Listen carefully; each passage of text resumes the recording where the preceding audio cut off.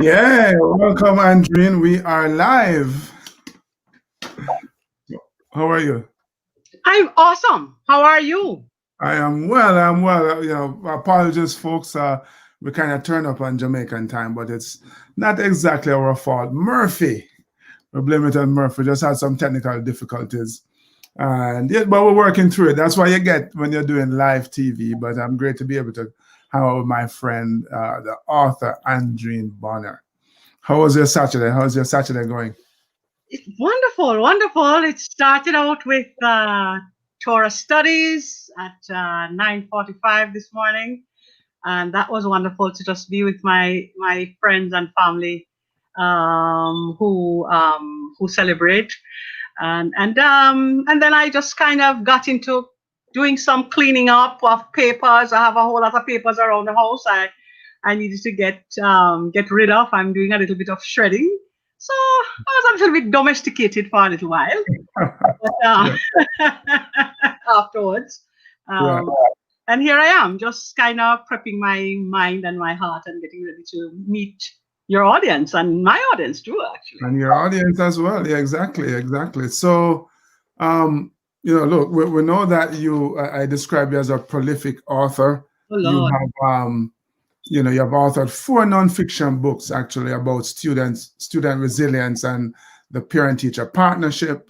And, you have written now two fiction books, No Life in Olympic Gardens and Long Walk to Cherry Gardens, right? Your first two literal nonfictions. And so I'm excited to talk to you about Long Walk to Cherry Gardens. Obviously, Jamaicans would um, understand Olympic Gardens and Cherry Gardens and the difference. And this long walk to Cherry Gardens, man, is real.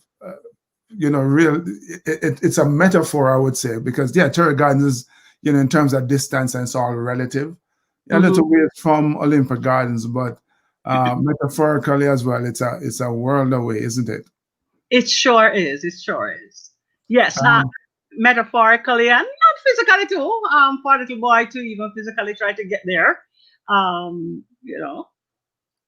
yeah. So I guess can we go back especially for those who haven't read the first book yet, Hmm. Life in Olympic Gardens. Talk to us about that a little bit. Um, No Life in Olympic Gardens is a story of a young boy named Roderick Brissett who was abandoned in Jamaica by his white American father. His Afro Jamaican mother became emotionally detached from him. The man gone, left me. So, I've lost Mhm. my connection with my son. And so she sends him away to live with her sister in Kingston. So that's what we see happening in book one. And the story continues in book two, where, again, he had to find a semblance of hope and friendship and alliances to be able to survive. And so in book two, he's pretty much trying to kick the door down so that he can survive. Mm, right, because I guess so did he move from the country to Olympic Gardens? Yes, Is that what happening? So yes, he country, as we say in moved, Jamaica, country boy come a town. yes, he moved from a fictional town called Paradise Glen in St. Anne, and he comes to live in Olympic Gardens with his auntie. Right. So and he didn't even move into paradise from the fictional town, did he? There you go. There you go. There you go. And It's that's kind of interesting though, because more. certainly the Olympic Gardens is a real place for the non-Jamaicans. I think we kind of alluded to that. But the Olympic Gardens that Roderick grew up in is a little bit different and the one that, by the way, you grew up in and I grew up in. We go back a long way, don't we? But it's a little bit different from Olympic Gardens today. It sure is. The Olympic Gardens that I experienced growing up, there's a portion of my high school years were spent there. Um, it was a real nice family tone. I mean, it's a place where you could go, just walk any hour of the night. You'd see young people sitting down in a car, and talking. You see lovers walking down the street holding hands, and families. I used to walk my dog, them, and all that kind of stuff. So it was a really nice, you get a nice sense of family. People said, "How do you do to you?" You had conversations. Um, and that sort of thing. So it was a much different town to the one that it has emerged into. Yeah, well, maybe devolved. but but so kind of a family, whole nuclear families lived in Olympic Gardens during the time that Roderick was living there. But Yeah. he obviously wasn't, having that kind of experience, was he? No, not at all. Not at all. His auntie was really very cruel. You find in book one, you see her cruelty starting out there, and she just wanted him to be relegated to a life of servitude. So he became the little shop boy. And folks have characterized it as a little Cinderella story, where she takes care of her two young sons who are also school age like Roderick, and she sends them to school and denies him an education because him have to wash for them, clean them shoes, and all them kind of things, and get them ready for school. And he just had to just watch everybody pass by the yard every day going to school. And so that is the kind of life. And she did everything in her power to control that situation. Hmm.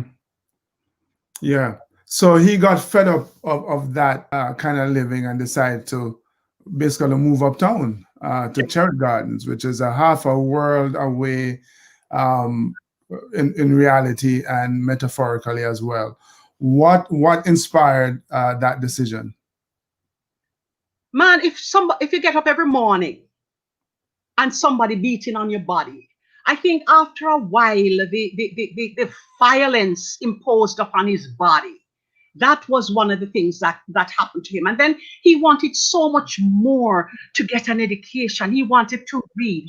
Then his little friend, his little ally next door, Chloe, beautiful little girl, she became that person who opened him up to reading. And so she would lend him her books. And that's how he started to go on these adventures inside of books. And he was, it was James Baldwin, who said the paradox of education is precisely this, that as one begins to become conscious and to become aware, you start to examine the society and what society, how you fit into the society. And education, therefore, becomes a tool for him to help him to get out of the Olympic Gardens, both the violence imposed upon him, and of course the fact that he was denied an education. Hmm. So you're talking about that, and as a guy from the current, from Olympic Gardens, who, talk about moving beyond our circumstances. I can see Olympic Gardens being a metaphor as well for those, for want of a better term, unsavory situations and experiences that we are dealing with, and us looking for a way out, to our kind of equivalent of Cherry Gardens. And certainly for a young person like myself, growing up in the real Olympic Gardens, I saw education as well as, and I'm not a Rhodes Scholar, I'm not pretending to be, but I can read. So I kind of saw education as kind of definitely that linchpin, to help me rise above that. So Roderick starts to, well, he obviously knows how to read, and his mind is now opening up to Yes. a world that's outside of Olympic Gardens. Who's in Cherry Gardens? Why Cherry Gardens and not Beverly Hills or somewhere else? What's going on? Sure. Interestingly enough, I can tell you my process. When I started to write the story, in 1998, I think it was, um, I thought about the different communities, the different, how we tend to name our community's gardens. And then I started to examine the idea of a garden and what I knew from a physical garden, because I grew up going to Hope Gardens. that was a place of historical value, and so you had to go there. It was that road trip that your parents took, and even the church would take you there, for outings and so on. So I was fascinated with the idea of God, but then I saw I was noticing the gardens there and what was happening in those communities that they labeled gardens. And I was seeing an emerging garrison in a lot of these communities that we call gardens. And that's kind of how I started to play with the idea, apart from the fact that the characters drove the plot. But that was sort of how I said, let me name it Olympic Gardens and Cherry Gardens and Content and whatever gardens come up. Right, right. That is kind of an interesting observation, because you're right. A lot of communities around Kingston definitely are named gardens, but then the reality belie the name. It's it's definitely what not one would imagine. So who is in Cherry Gardens though for Roderick? A family friend,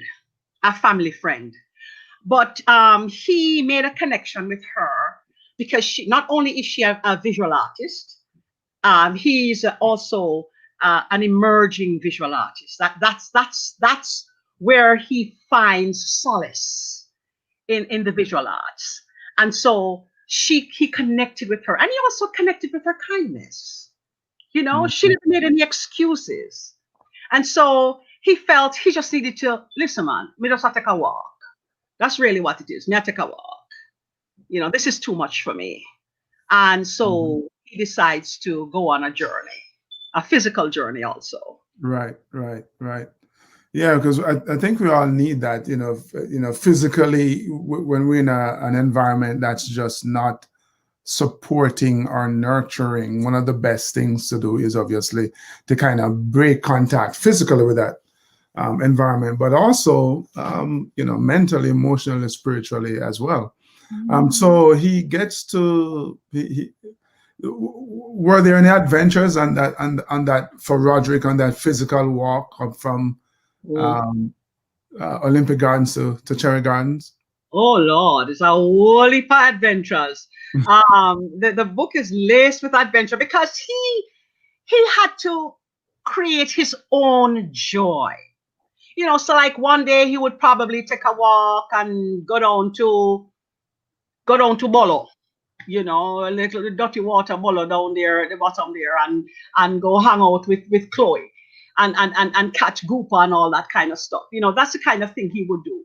But when things got really, really bad for him, it wasn't so much an adventure anymore. It was a deliberate attempt to just escape. It was not so much an adventure, like he had to escape the shackles of those dastardly acts of cruelty that was being imposed upon him. And so at one time his auntie beat him so badly that this time he said, no, I'm not taking it anymore. And he just pack up a little bag and take a walk and started to walk. Then he meet a lot of people along the way, and he's educated along the way. So she denied him the opportunity to go to formal school, but he was being nurtured by community. So he was the Rasta man who talks to him about what's happening politically with Rastafari. He meets the shoemaker man who talks to him about life and music. He meets a woman in half a tree that, they think she get off our head, so she just live out a street. And she also becomes somebody who nurtures him, and talks to him and teaches him. So that's how he was learning. He had a friend, he formed an ally with a friend named Lish Tafari, the young Rasta man, and he gave him books to read, books on Black Power. And so he was starting to get into that kind of of world, of knowledge. He was exploring the idea of self. And then he was also trying to find himself. And I don't want to give away too much into the book. Mm-hmm. I want the people to read the book. Yeah, But go on to read it. Absolutely, absolutely. By the way, I want to acknowledge June and Sandra and Persis and Faith. Um, ooh, couple, yeah. Thank you for joining us. If you have questions for the author herself, the illustrious Andrene Bonner, hi Joan, hi feel free Purpose. to ask. So yeah, we don't want to give away too much of the book, but I definitely want to explore, some of the ideas. So what? Because I know in my life, moving from Olympic Gardens to my proverbial Cherry Gardens, Mhm. it took a certain amount of effort to adjust, uh, not just physically to the new environment, but mentally as well. Start to develop this idea, this sense that you belong, you deserve to be there. What was that transition like for Roderick?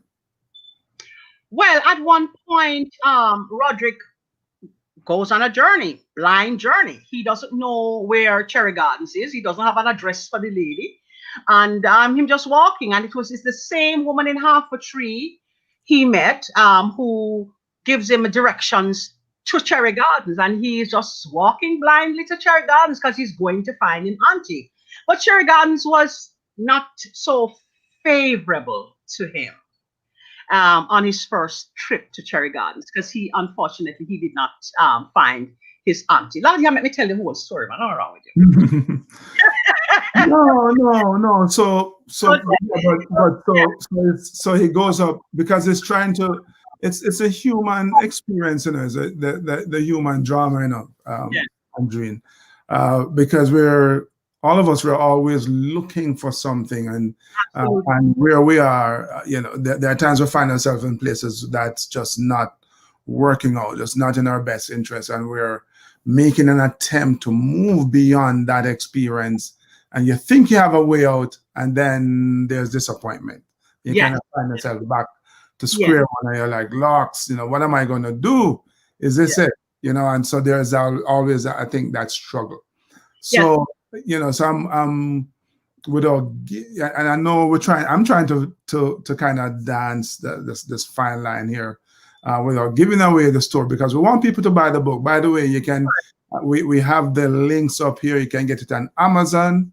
It's up there, the ebook and the paper back as well. So please take note of that. So yeah, we don't want to give away too much, as it were, but we want to just explore those kind of the human element, because although it's a work of fiction, it actually, from my perspective anyway, addresses and highlights many of those human challenges that we're dealing with. And he had to deal with a lot of rejection. So there's a lot of rejection in the book, and the book begs, what does that do to a mind? What does that do to an adolescent when they are rejected in that way? So he goes up to Cherry Gardens, and the policeman find him and tells him that you really don't belong in this community. What are you doing up in this community, dirty boy? It's a kind of thing. The madam of the house was a lot kinder and much more gracious to him. But he still didn't find his auntie on the first, his friend, well, he calls her auntie too, Yeah. the first go round. But things happen a little later on, and we see his journey continues, and he still insists on getting to Cherry Gardens because he really believes that is the answer. Yeah, and that's the thing, Sean and Troy, thank you for joining us as well. We, life is filled with disappointments, and when you're trying to escape your particular circumstances, not only do you have to deal with convincing yourself that you deserve better, you have other people trying to tell you that no, you don't deserve better. You deserve to be where you are. That seems to be, part of Roderick's, and all of us have a Roderick in our lives. Um, we have a Roderick in us, I should say, Yes, yes, and that desire to escape and get to Cherry Garden. So yeah, Donnery, I have the link up here on Amazon, the paperback, and of course the ebook. Please get a copy of Long Walk to Cherry Gardens, almost at Cherry Hills. Long Walk to Cherry Gardens. Because you know what, it is a long walk it to Cherry is. It is. Gardens. It is a long walk, nearly 400 pages of walk. Yeah, that is yeah, but don't let the number of pages fool you.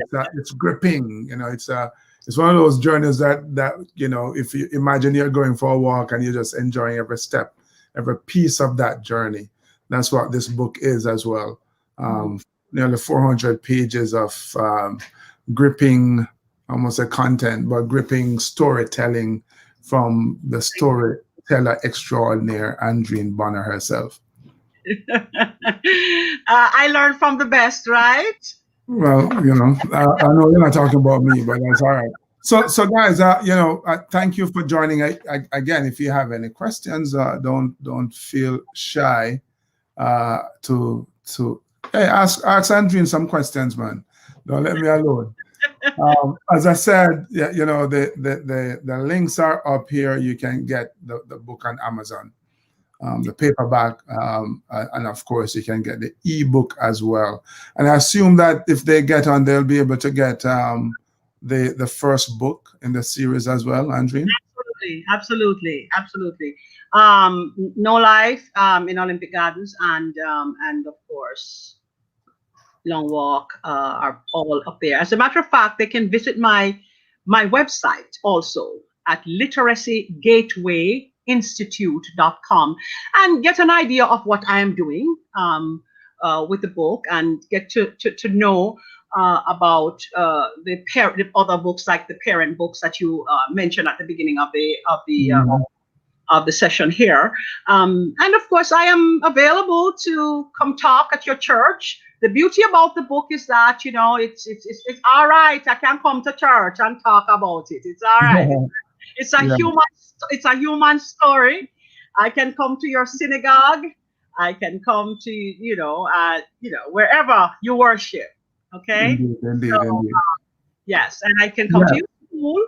So Figures physically or virtually. Here we are. This is how we virtually, do in these days. yes. I have a question from Troy Richards. He wants to know what was it? When did you start writing, and what inspired you to do so? Okay. I started writing the book physically, like No, I think he meant generally. When did you start? On your journey as a writer. I assume that's what he's asking. Okay. Well, I'll try to answer it in two ways. I started writing the story like in 1998 when I was living in Los Angeles. But this is a very old story. I was experiencing the culture and how things were emerging because I was living in that society. So like 40, 50, 60 years ago, did I tell you my age? No, you're just talking about something I was reading about 40, 50, 60 years ago.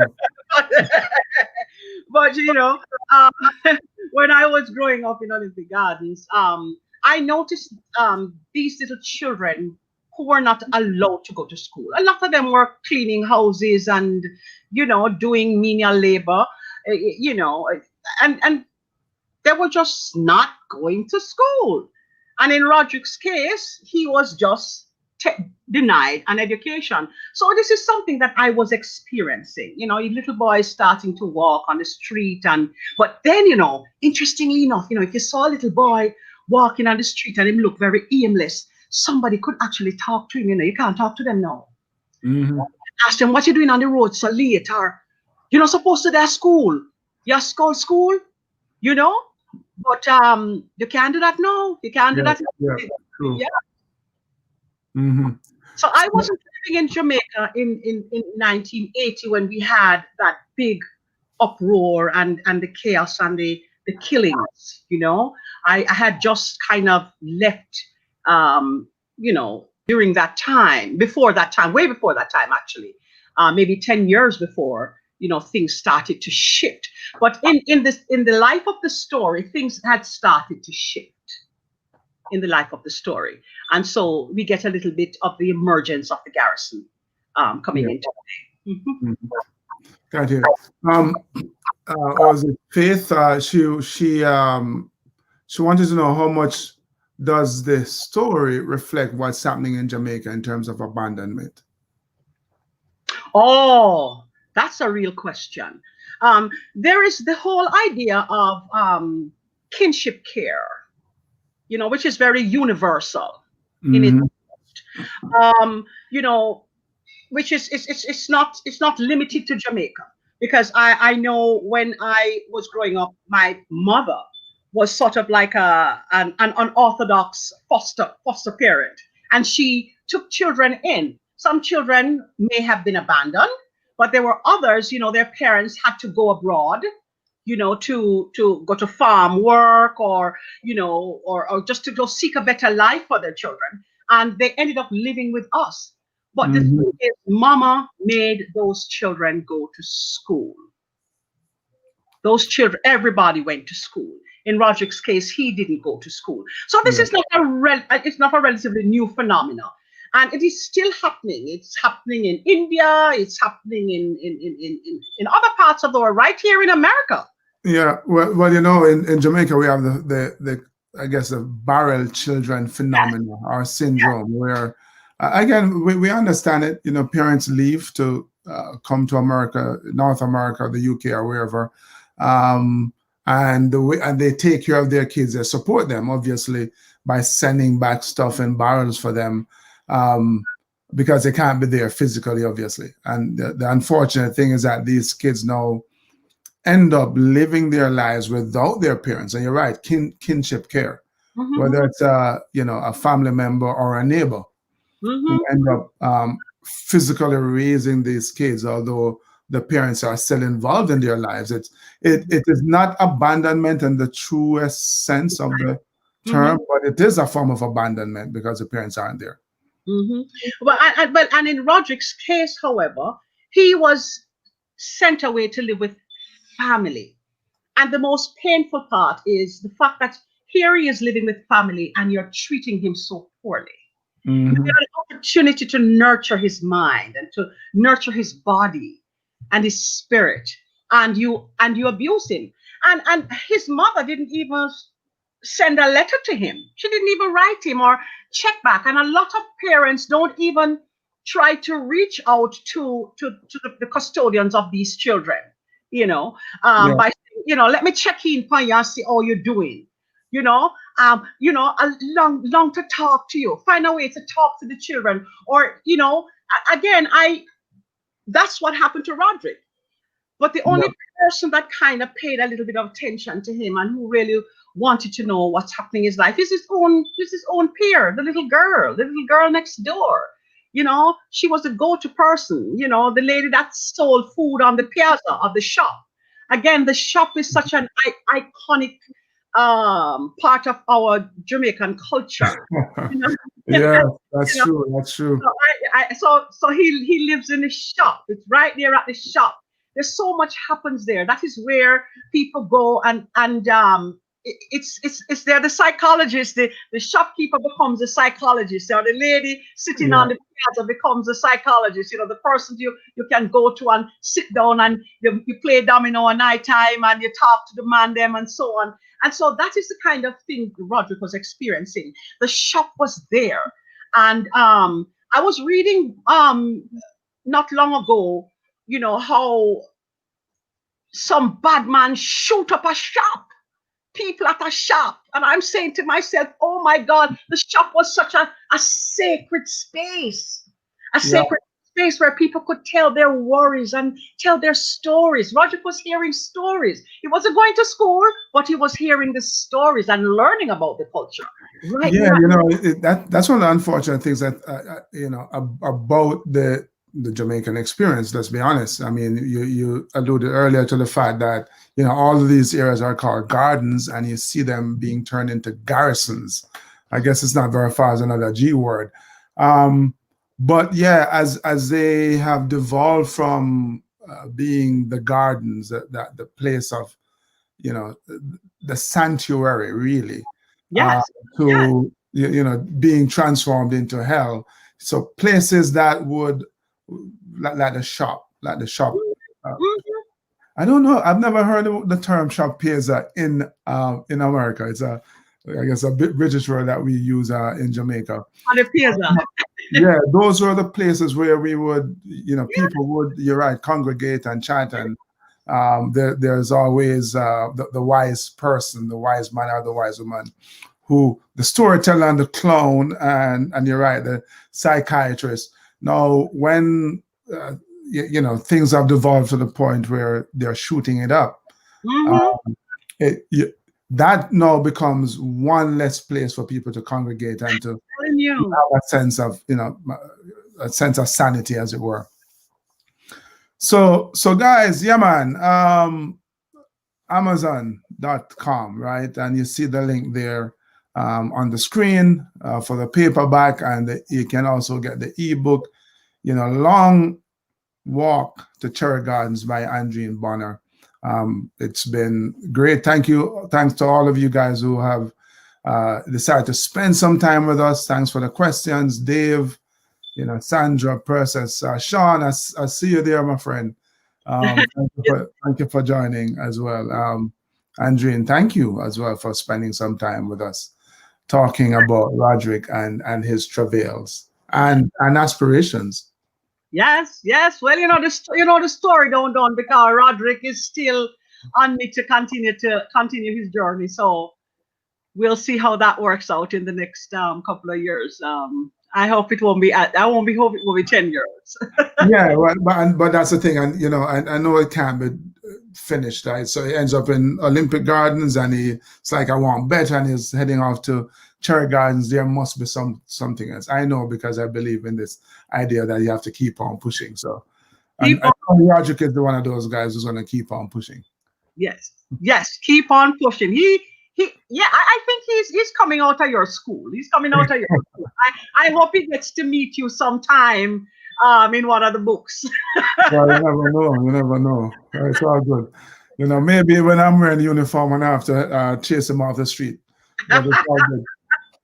Yeah. But again, yeah, thanks, Andrene, and thank you guys for hanging out with us. We will see you next time, and until we do, what I always challenge you to do, it is to keep on pushing.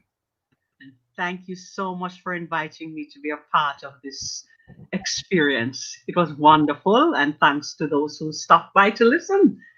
All And right, awesome.